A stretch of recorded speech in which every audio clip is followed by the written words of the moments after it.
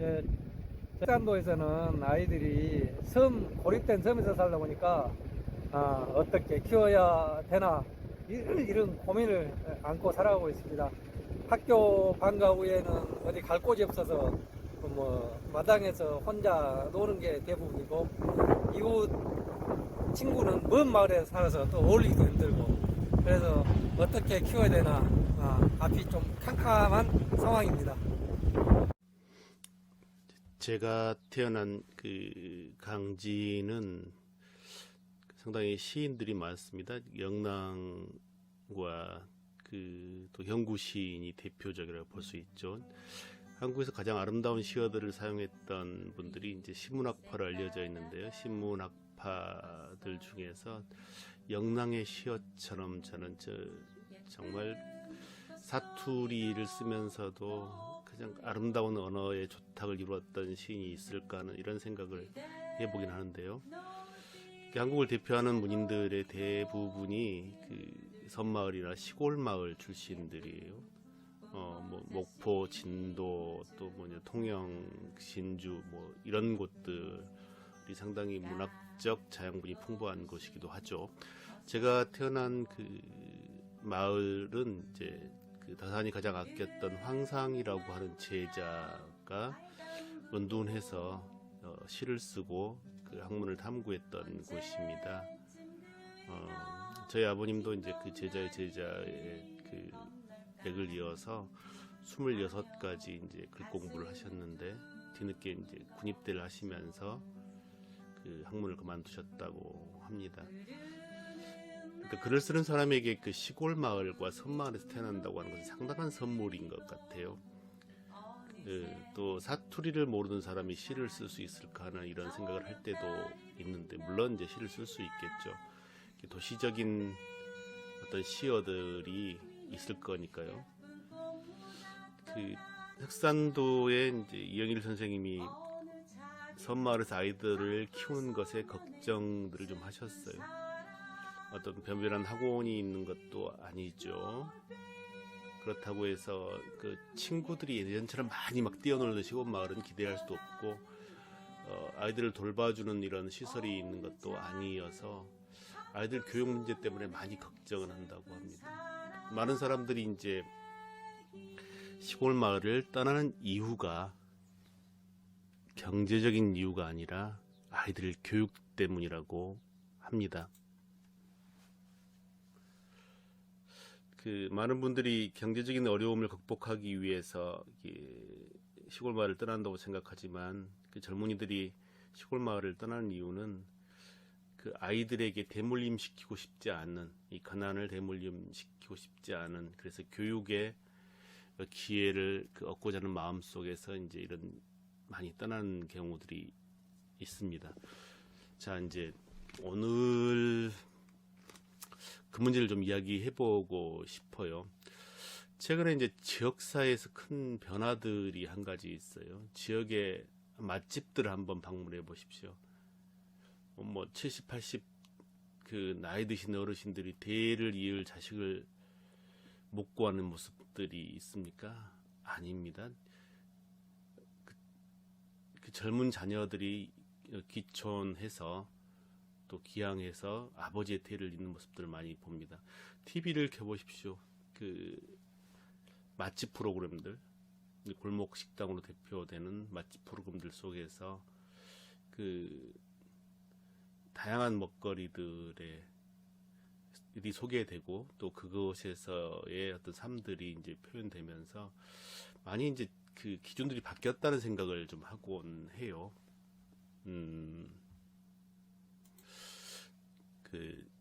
최근 2, 3년 섬마을의 마을학교에 컨설팅을 하고 있어요. 그러면서 이제 맞닥뜨리게 되는 좀 사건들이 좀 있습니다. 아마 이영일 선생님이 제 말 한마디에 상당히 충격을 받으셨던 것으로 알고 있어요. 근데 어떤 얘기였냐면, 아이들이 학교가 끝나고 나면 이 마을 학교로 가야 되는데 이 교통편이 마땅치 않다. 버스가 있었으면 좋겠다. 이런 얘기들이었죠. 그래서 그런 문제를 교육 당국이나 자치단체에서 해결해 줬으면 좋겠다는 이야기가 이제 나왔었어요. 어떤 분에 의해서. 근데 제가 이제 그랬어요. 왜 아이들 교육 문제를, 학교 밖 아이들 교육 문제를 부모가 다른 사람에게 의존하는가에 대해서 제가 강하게 좀 어필을 했습니다. 밭을 갈다가도 중단하고 와서 내 아이를 갖다 그 케어하고 나서 다시 일을 시작해야 되지 않느냐라고 이야기를 했어요. 농사보다 더 중요한 게 자식 농사 아니냐라고 했죠.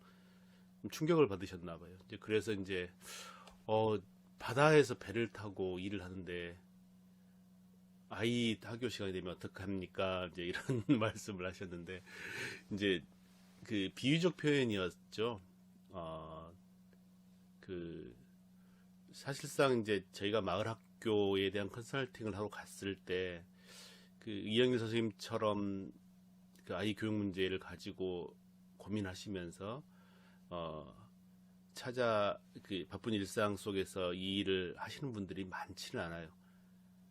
그 부모님들이 그 현장에 오는 경우가 거의 없다고 봐야 되죠. 많이 바쁘실 거라고 생각을 해요. 농촌 마을도. 근데 이제 그런 생각을 해요. 그 도시보다는 바쁘지 않을 것이다라는 생각을 해요. 바쁘죠. 도시보다 바쁘지 않는 것이 아니라 그나마 도시에 비해서 시간을 낼 수 있는, 왜냐하면 이제 그 농업이라고나 어업은 그러니까 그 농업과 어업은 일종의 자영업인 경우가 많죠. 자영업이라고 하는 것은 내가 시간적 여유를 낼 수 있는 여유가 좀 있다는 얘기이죠. 그럼에도 불구하고 이제 실제로 부모님들이 나오는 경우는 많지 않은 것 같아요. 자, 그러면 농촌의 아이들이 그 부모님들이 원하는 방향으로 잘 성장하지 못하고 있다고 여러 가지 탓들을 하시죠. 학교의 탓, 교육 당국의 탓, 또 자치단체의 탓, 그 많은 탓들을 하시는데 대한민국 그 초등학교, 중학교 교육 시스템, 그 커리큘럼이 학교마다 다 다릅니까? 우리나라 교육부가 차별적으로 그 학교를 대하지는 않을 거라고 생각을 합니다. 그럼에도 불구하고 아이들의 어떤 그 교육의 방식들이 틀려지는 이유들이 도대체 뭘까요? 선생님들의 능력의 부재일까요? 아니면 그 농촌 아이들, 시골 아이들이 좀 지능이 떨어지거나 수준이 떨어져서 그럴까요? 그렇지는 않을 거라고 생각을 합니다. 그러면 뭘까요? 저는 이제 그 부모님들이 다르다는 거죠. 부모님들이 자녀 교육에 쏟는 관심이 다르다, 이 말씀을 드리고 싶어요.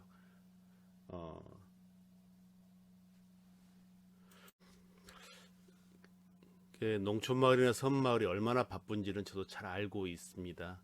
상당히 노동 강도도 세지요. 샐러리맨들이 이제 자녀 교육을 위해서 짬을 내는 경우는 그 이제 직장에서 외출을 하거나 휴가를 내야 되는 경우들이 많죠. 그래서 상당히 이제 그럼에도 불구하고 도시에서는 거기에서 그 부모들이 역할들을 하려고 노력을 많이 하는 것을 확인하는데 실제로 농촌 마을에서는 이제 그게 잘 이루어지지 않는 경우가 많습니다. 모든 사람들이 차를 가지고 있지는 않죠. 그러면 이제 제가 말씀드렸던 것은 뭐냐면 차를 가지고 있는 사람은 운행을 해주면 되는 것이고, 내가 그 아주 음식 솜씨가 있는 사람들은 아이들이 이제 그 먹을 수 있는 반찬을 좀 마련해 줄 수도 있겠죠. 쌀 농사를 짓는 사람은 그 쌀을 한 가마씩 갖다 줘도 되겠죠. 그러면서 내가 그 십시일반 내가 낼 수 있는 어떤 재능들을 마을학교에 투자했으면 좋겠다고 하는 것입니다. 또 부모님들 중에서 예술적 재능이 있으면 또 그걸 가르치면 되는 거고, 또 공부를 가르칠 수 있는 분들은 공부를 가르칠 수 있으면 되겠죠. 부모님들이 가지고 있는 재능들이 각각 있기 때문에 그 재능들을 아이들에게 좀 나누었으면 좋겠다는 생각을 많이 하는데, 실제로 이제 그게 제대로 이루어지지 않아서 안타깝다는 생각을 많이 해봅니다. 그 최근에 이제 그 TV를 켜면 전부 맛집 프로그램들이 이제 많이 이루어져요. 또 실제로 이 소도시의 맛집들 가보면 확인하시겠지만, 예전에 이제 그 대를 이을 자식이 없던 분위기가 많이 다르죠. 젊은 자녀들이 귀향해서 부모님의 대를 잇는 모습들을 제가 많이 보게 됩니다. 가치관이 많이 바뀌었다는 생각들을 많이 해요. 그리고 부모님들도 예전에는 그 직업을 천하게 여겼었는데 지금은 그 직업을 물려주고 싶어하고, 실제로 자녀들 간에 그 맛집을 물려받기 위해서 이제 그 다툼이 벌어지는 경우들도 있더라고요. 그러니까 직업이 많이 기천이 바뀌었다고 하는 것은, 예전에 우리는 이제 그랬죠. 판검사가 되고 의사가 되는 것이 가장 성공의 지름길로 여겼는데, 지금은 너무나 많은 변호사들이 배출이 되죠. 그리고 의료 시스템이 이제 과잉화된 측면들이 일부 있기 때문에 병원들이 상당히 무한 경쟁을 해야 되는 이런 경우들이 있습니다. 병원 도산도 좀 이어지고 있고, 그래서 많이 힘들어하는 것 같아요, 병원들이. 그런데 이제 그에 반해서 제가 이제 최근에 목수라고 그러죠. 소목, 집을 짓는 역할을 했던 문짝을 짜고. 그런데 이제 그 목수의 그 목공실에 갔더니 젊은 주부들이 목공을 배우고 있는 거예요. 그러면서 그 호칭이 그렇더라고요. 공방장님이라고 하더라고요. 그러면서 이제 그분에게 가구를 짜고 문짝을 짜는 법, 이런 것들을 좀 배우더라고요. 또 이제 저희 마을에 이제 소를 키우시는 형님이 한 분 계신데, 원래는 이제 그 전파사를 운영을 하셨어요. 근데 가게가 필요 없는 거예요. 그래서 소를 키우시면서 연락이 올 때마다 전기 공사를 하신단 말이에요. 한국전력이 집 앞까지는 공사를 해주지만 집 안에 공사는 해주지 않죠. 근데 이런 전기 전자의 어떤 기술을 가지고 있는 사람이 많지 않은가 봐요. 그렇기 때문에 상당히 고임금으로 이제 그 일을 하시는 경우들을 많이 이제 봅니다. 직업의 가치 기준이 많이 바뀌고 있다는 거죠. 제가 이제 섬마을의 유망한 직업을 이야기하면서 제가 맨손업을 이야기했어요. 맨손업이 뭔지 잘 모르시죠? 우리가 갯벌을 가게 되면 낙지를 잡는 분들, 조개를 잡는 분들 계시죠.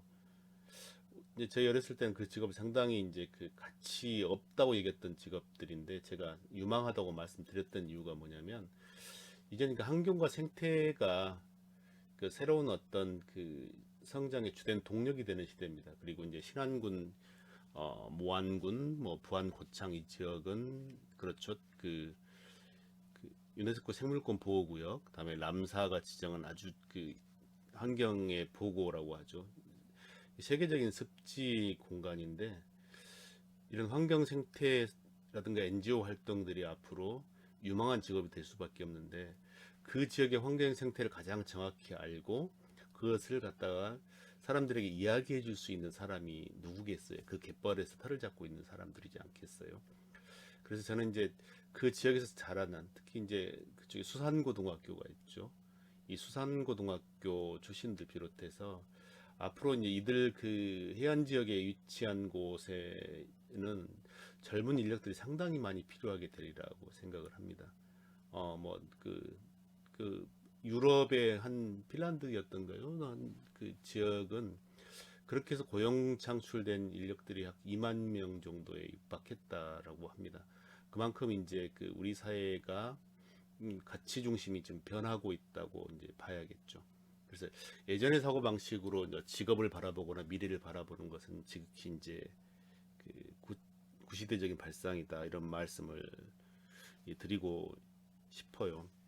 그래서 저는 이제 그런 생각을 합니다. 이제 제 자녀들한테 이야기를 하는데, 내 자녀가 고향을 떠나서 서울에 가서 평생 그 내 집 마련을 위해서 희생하고 살다가 내 집 마련도 못하고 인생을 낭비하는 것보다는 저는 고향을 지키면서 주인 노릇하고 살았으면 좋겠어요. 객지에 나가서 종살이하는 삶을 살지 않았으면 좋겠습니다. 어,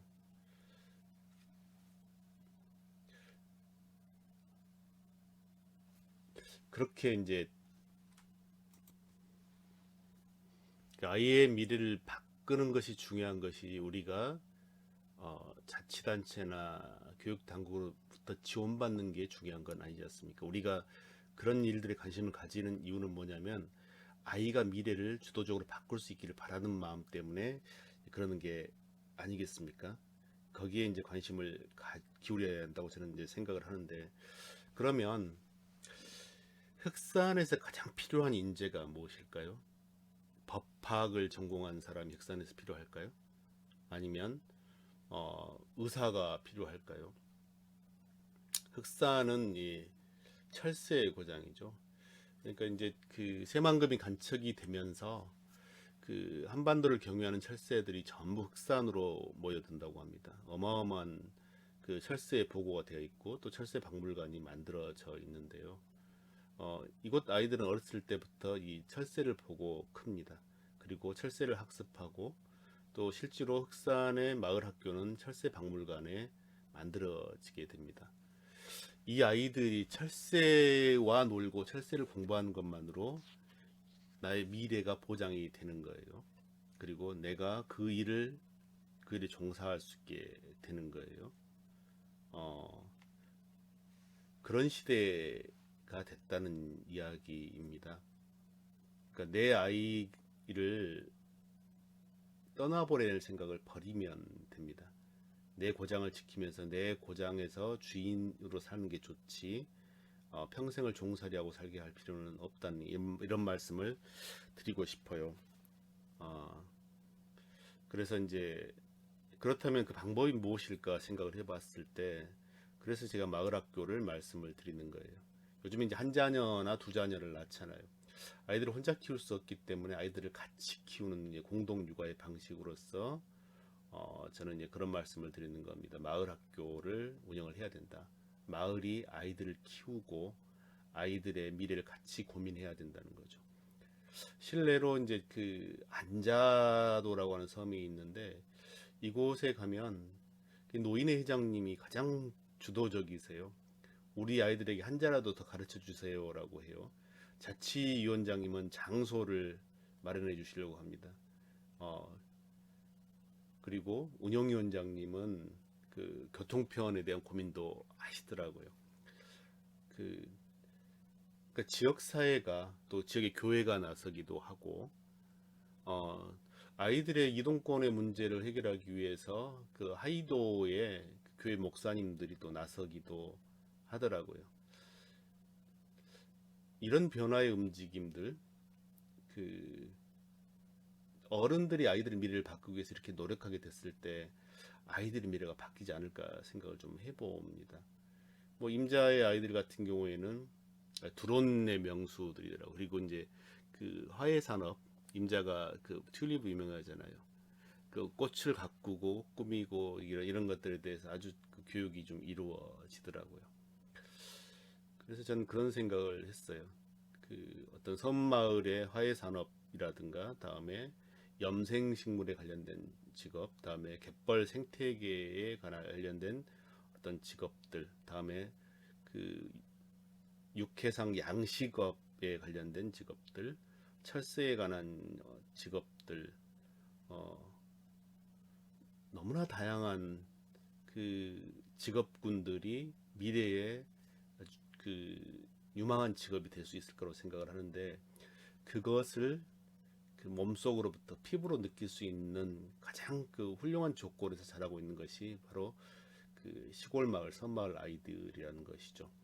제가 그 시골 마을에서 태어났기 때문에, 강진에서 태어났기 때문에 그 사투리에 기반한 아름다운 시어들을 사용할 수 있었던 것처럼, 마찬가지로 이 섬마을과 시골 마을에서 자란 아이들이 이 공동체 속에서 어른들의 어떤 그 노력들 속에서 이 마을 학교, 마을이 나서서 아이들을 키우게 된다고 한다면 아이들의 미래는 달라지지 않을까 하는 이런 생각들을 좀 해보게 됩니다. 아이들의 행복한 삶을 가꾸고 또 아이들의 미래의 삶의 역량을 키워주는 게 교육 공동체가 해야 할 일이라고 생각합니다. 그래서 저희 신안교육지원청에서는 마을 학교 중심으로 마을 교육 공동체를 6개 이렇게 운영하고 있는데요. 오늘 흑산 마을 학교를 방문했습니다. 흑산의 아이들이 미래에 행복한 꿈을 꾸고 또 삶의 역량을 키워서 미래의 민주시민이 될 수 있도록 저희 교육지원청 그리고 지자체에서는 적극 도움을 드리도록 하겠습니다. 그리고 그곳에 아이들이 함께 자랄 수 있도록 더 교육 공동체를 굳건히 하여서 아이들이 행복한 삶을 가꿨으면 좋겠습니다.